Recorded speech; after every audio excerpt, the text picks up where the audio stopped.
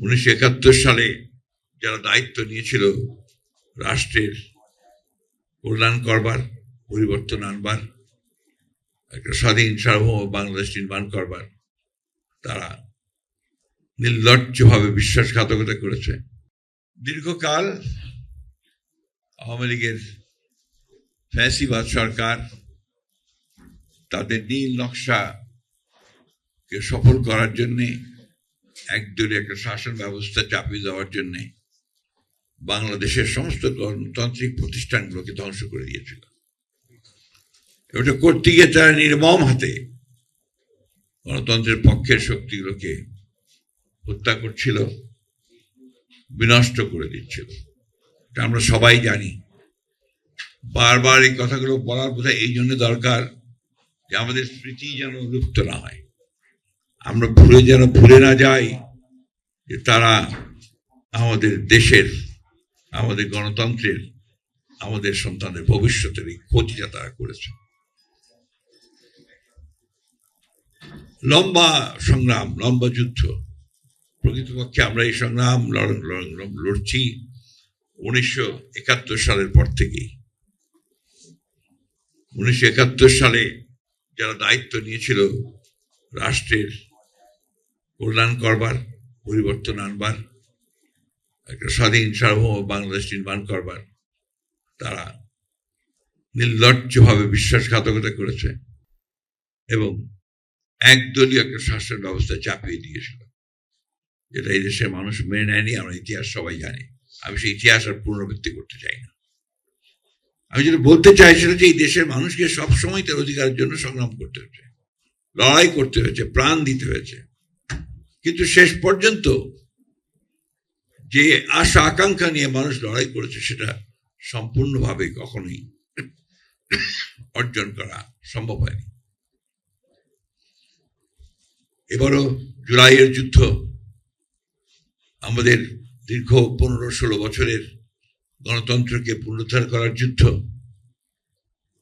দেশনেত্রী বেগম খালেদা জিয়ার নেতৃত্বে এবং তাকে কারাগারে রেখে এদেশের মানুষের লড়াই, পরবর্তীকালে ছাত্রদের সংগ্রাম, প্রাণ বিসর্জন, সবকিছুতে একটা নতুন একটা স্বপ্ন, নতুন একটা আশা তৈরি করেছিল।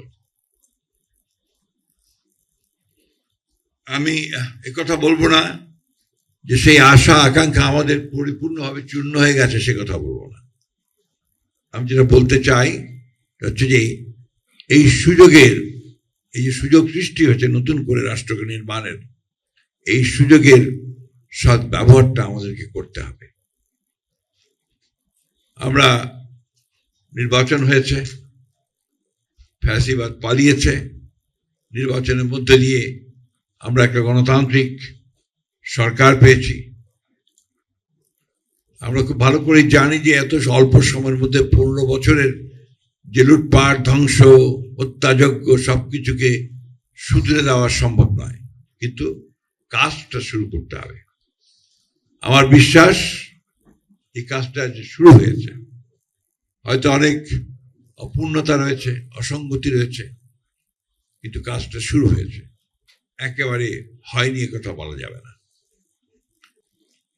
আমাদের বিশ্বাস আছে, আস্থা আছে, আমাদের মানুষের প্রতি আস্থা আছে, গণতান্ত্রিক শক্তিগুলোর উপরে আস্থা আছে, যে আমরা নিশ্চয়ই আমরা সেই রাষ্ট্র নির্মাণ করতে সক্ষম হব যেখানে ন্যায় প্রতিষ্ঠিত হবে, ইনসাফ প্রতিষ্ঠিত হবে, ন্যায় বিচার প্রতিষ্ঠিত হবে। আজকে এখানে সবাই বেশিরভাগই আমরা মিডিয়ার মানুষ আছি, যারা মিডিয়ার সঙ্গে আমার সম্পর্ক দীর্ঘকালের। প্রেস ক্লাবে বহুবার গেছি, একবার রাতে আটকেও হয়েছিলাম।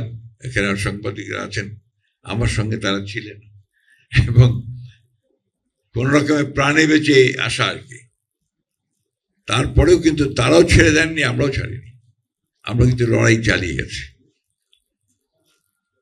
আর আমার কাছে মনে হয় যে সংগ্রাম, লড়াই, এটা বোধহয় একটা নিরন্তর বিষয়, এটা বোধহয় কখনো শেষ হয় না। হলেই তো আপনার সব শেষ হয়ে যায়।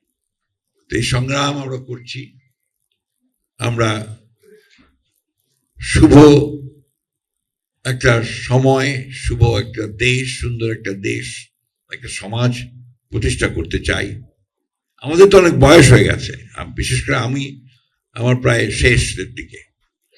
ছাত্র জীবন থেকে এই সমাজ পরিবর্তনের সংগ্রাম করেই চলেছে। মাঝে মাঝে হতাশা আসে, কিন্তু আবার মাঝে মাঝে ফিরে আসি এবং মনে হয় যে মানুষকে অবিশ্বাস করা উচিত নয়।